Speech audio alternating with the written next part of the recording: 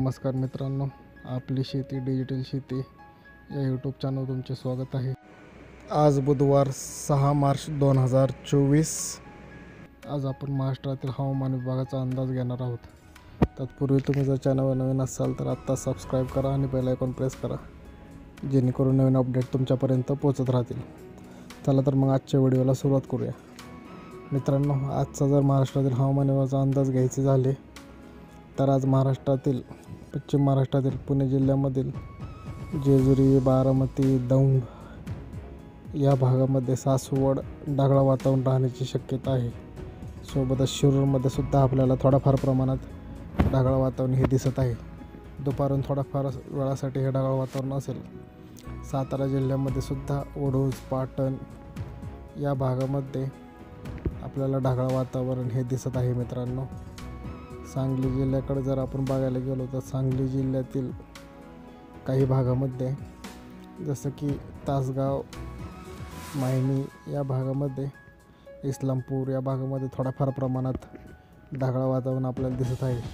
कोल्हापूर ग्रामीणमध्ये सुद्धा विखुरलेल्या स्वरूपाचे ढगाळ वातावरण हे दिसत आहे। कोल्हापूरमध्ये पावसाची शक्यता फार कमी आहे मित्रांनो। तसेच जर आपण पाहायला गेले तर अमरावती जिल्ह्यात अहमदनगर जिल्ह्यातील राळेगण, करडा, श्रीगोंदा, कर्जत, जामखेड या भागामध्ये सुद्धा ढगांचा जमाव आपल्याला झालेला दिसत आहे। पावसाची शक्यता थोडाफार प्रमाणात आहे, पण जास्त प्रमाणात पाऊस पडू शकत नाही या भागामध्ये। तसेच आपण जर पाहायला गेलं तर बीड जिल्ह्यातील गेवराई, माजलगाव, कैज, परळी या भागामध्ये सुद्धा आपण जर पाहत असाल तर आपल्याला थोड्याफार प्रमाणात ढगाळ वातावरण हे दिसत आहे। शेजारी जर आपण पाहिलं गेलं तर लातूर जिल्ह्यातील औसा, निलंगा, उदगीर या भागामध्ये ढगाळ वातावरणासह मुसळधार पाऊस पडण्याची शक्यता आहे। जोरदार वादळी वाऱ्यासह अवकाळी पावसाचा फटका या भागाला बसताना आपल्याला दिसत आहे मित्रांनो।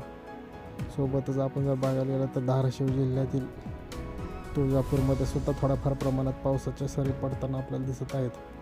सोलापूर जिल्ह्याचा विचार करायला गेला तर आपण सोलापूर जिल्ह्यातील अकलूज, पंढरपूर, मोहोळ आणि अक्कलकोट या भागामध्ये थोडाफार ढगाळ वातावरण आहे। पावसाची शक्यता या भागामध्ये फार कमी आहे मित्रांनो। फक्त ढगाळ वातावरण या ठिकाणी आहे। सोबत जर आपण अजून विचार बघायला गेलो, आपल्याला स्क्रीनवरती दिसत असेल तर आपण पाहूयात। विदर्भातील यवतमाळ, वर्धा जिल्ह्यामध्ये आपल्याला ढगाळ वातावरण हे दिसत आहे। यवतमाळ जिल्ह्यामध्ये सुद्धा थोड्याफार प्रमाणात पाऊस पडण्याची शक्यता आहे।